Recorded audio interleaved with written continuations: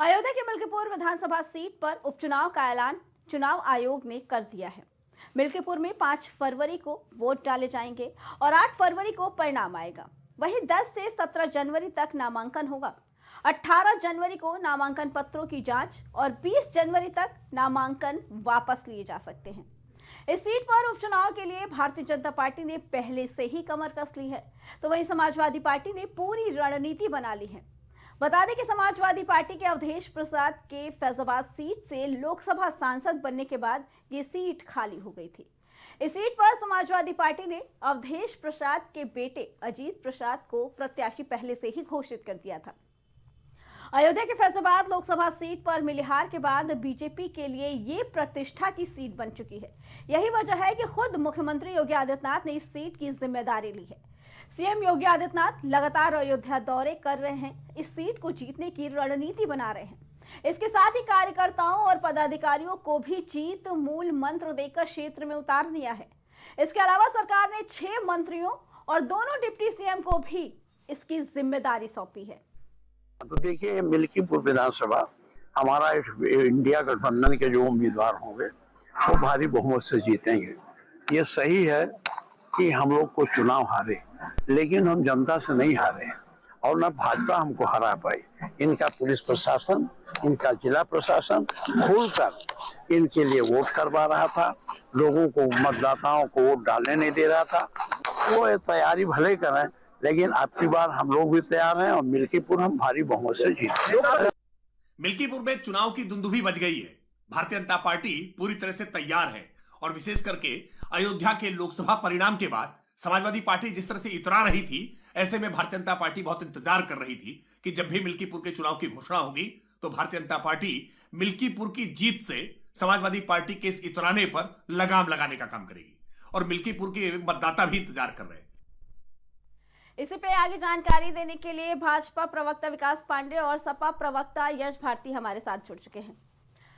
यश भारती जी, Milkipur seat के उपचुनाव की तारीखों का इंतजार सबको था, क्या कहना है इसके बारे में? क्योंकि अब तारीख आ गए हैं और कहीं ना कहीं सपा और भाजपा में कांटे की टक्कर देखने को मिल रही।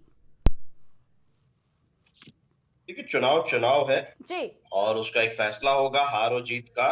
जी, लेकिन चुनाव जिस तरीके से भारतीय जनता पार्टी की सरकार में हो रहा है जी, वो ठीक तरीका नहीं है। पुलिस की बर्बरता, लोगों के नाम काटना, चुनाव की ड्यूटी में लोगों की जाति और धर्म देख करके ड्यूटी लगाना, तो ये हम तो लगातार वही बात कर रहे थे कि ये जो सरकार है संविधान खत्म करने आई है, ठीक है। संविधान में बदलाव कर रही है लगातार, और इनके कृत्य, इनके कारनामे लगातार दिख रहे हैं किस तरीके से संविधान खत्म कर रहे हैं। बाबा साहब का लगातार अपमान कर रहे हैं।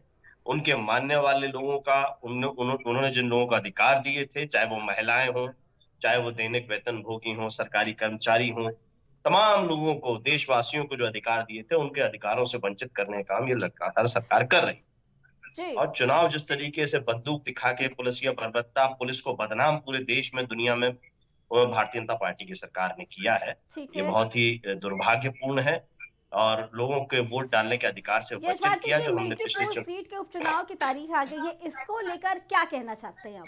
मैं उसी को लेके कह रहा हूँ। ठीक है। भारतीय जनता पार्टी के नेता की अभी मैंने बाइट सुनी, उसमें वो कह रहे थे हम तैयार हैं। वो तैयारी उनकी वही है। जी, किस तरीके से डीएम को भारतीय जनता पार्टी का जिम्मेदार कार्यकर्ता बना करके काम किया जाएगा, पुलिस को किस तरीके से आरएसएस का लठैत बनाया जाएगा, ठीक है। वो सारी तैयारी भारतीय जनता पार्टी की है। समाजवादी पार्टी जनता के बीच में जाती है, माननीय अखिलेश यादव जी का संदेश लेकर के, श्रद्धेय नेताजी के विचारों को, बाबा साहब अम्बेडकर के, डॉक्टर राम मनोहर लोहिया जी के विचारों को लेकर जनता के बीच में जाती है और उसी का परिणाम है जनता ने जो हमें लोकसभा में जीत दी और बौखलाहट भारतीय जनता पार्टी की, जिस तरीके से अभी उपचुनाव भारतीय जनता पार्टी की सरकार ने कराए हैं और भारतीय जनता पार्टी अपने आप में एक्सपोज हुई है। इनके कारनामे और सारी चीजें जनता ने देखी हैं। ठीक है। आने वाला समय भारतीय जनता पार्टी का में उसी तरीके से बदलाव होगा जैसे ये जनसंघ से भाजपा बने और भाजपा से फिर नाम बदलने वाली सरकार नाम बदलेगी। ठीक है यश भारती जी। विकास जी, आपने यश भारती जी की बातें सुनी, क्या कहना है जो मिल्कीपुर के उपचुनाव की तारीखें नजदीक आ गई हैं, क्योंकि चुनाव और परिणाम भी डेट घोषित हो गई, क्या कहना है इसके बारे में? क्योंकि यश भारती ने साफ तौर पर कहा है कि भाजपा तैयार है और किस तरीके से तैयार है वो भी उन्होंने बताया। बहुत बहुत धन्यवाद। लेकिन मुझे लगता है कि हमारे साथी को भी ये समझना चाहिए, और उत्तर प्रदेश की जनता ने ये तो समझ ही लिया है कि जो गुंडों और माफियाओं से नेक्सस बना करके चुनाव जीतते रहे हैं, ठीक है। उन्हें पिछले कई चुनाव में जनता ने आईना दिखाया है। आप देख लीजिए, अपने पिताजी के कंधों पर सवारी करके ले देकर एक लोकसभा चुनाव अपने थोथे ठीक है संविधान यश बचाओ, भारती जी, विकास जी को बोल लेने दीजिए। जी नहीं नहीं विकास नहीं, जी। जो कह रहे हैं उसी पे अपने सवाल है। थोथे ठीक है यश जी, अपने विकास जी बोल ले, फिर आप भी जवाब दीजिएगा। जी विकास जी।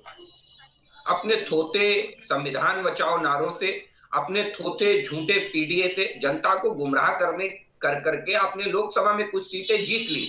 लेकिन इसका अभिप्राय ये नहीं है कि आपकी जनता में पकड़ है, आप जनता में आपकी लोकप्रियता है। जनता आपकी जानती है कि आपकी लोकप्रियता क्या है। आप देख लीजिए, कुंदरकी जैसी सीट जहां 65% मुस्लिम बहुल आबादी, और जिसके लिए ये कहा जाता है जी। कि वो समाजवादी पार्टी और कांग्रेस का वोटर मानी जाती है, वहां पर भारतीय जनता पार्टी के प्रत्याशी की प्रचंड जीत इस बात की गवाह है कि हमारा सबका साथ, सबका विकास और सबके विश्वास को चरितार्थ करते हुए जिस तरीके से अपराध और अपराधियों पर जीरो टॉलरेंस की पॉलिसी पर काम करते हुए माननीय मोदी जी की और योगी जी की सरकार ने उत्तर प्रदेश को आगे बढ़ाया है, जी। मिल्कीपुर अपनी उस गलती को सुधारेगा और गलती को सुधार करके पटकनी देगा। ये लिख करके रख लीजिए, क्योंकि ये वही अयोध्या है जहां समाजवादी पार्टी को जब पी के साथ खड़े होने की नौबत आई, तो पी को छोड़ करके समाजवादी पार्टी एम के साथ खड़ी नजर आई, अपने एम के बलात्कारी साथी के साथ खड़ी नजर आई।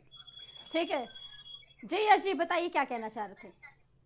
देखिए, अहंकार की बात कर रहे हैं। अहंकारी तो रावण था और रावण को हर साल जलाया जाता है। भारतीय जनता पार्टी का भी आने वाला समय वही रहेगा कि लोगों को बताने के काम आएगा कि जैसे हिटलर के बारे में लोगों को बताया जाता है कि अहंकार का अंत कैसे होता है, रावण का अंत कैसे होता है, वैसे ही भारतीय जनता पार्टी का अंत भी आने वाले समय में इसी तरीके से बताया जाएगा। बच्चों को इतिहास पढ़ाया जाएगा, अहंकार कितनी खराब चीज है। वही ये ठीक है। साथी जिस तरीके से अहंकारी रूप में बातें कर रहे हैं, वो वही है। लोगों का ठीक वोटर है लिस्ट से यश नाम जी, काट देना, इस चुनाव बार में ड्यूटी यश लगाना। जी, इस माननीय बार अखिलेश, मिल्कीपुर मेरी सीट को लेकर मेरी क्या बात मेरी तैयारियां बात की मेरी गई हैं सपा की मेरी तरफ से। बात मेरी बात पूरी हो जाने दीजिए, फिर आप जी सवाल कीजिएगा। ठीक है। माननीय अखिलेश यादव जी ने आरोप लगाया था कि बड़े पैमाने पे लोगों का वोटर लिस्ट से नाम काटा गया है। चुनाव आयोग ने जवाब मांगा। माननीय अखिलेश यादव जी ने 20,000 से अधिक लोगों की सूची देकर की थी कि देखिए नाम काटा है, ये लोग मौजूद हैं, वोटर वोटर इनके पास वोटर कार्ड है, जो जरूरी कागजात होते हैं वो जरूरी कागजात हैं, इनका नाम काटा गया।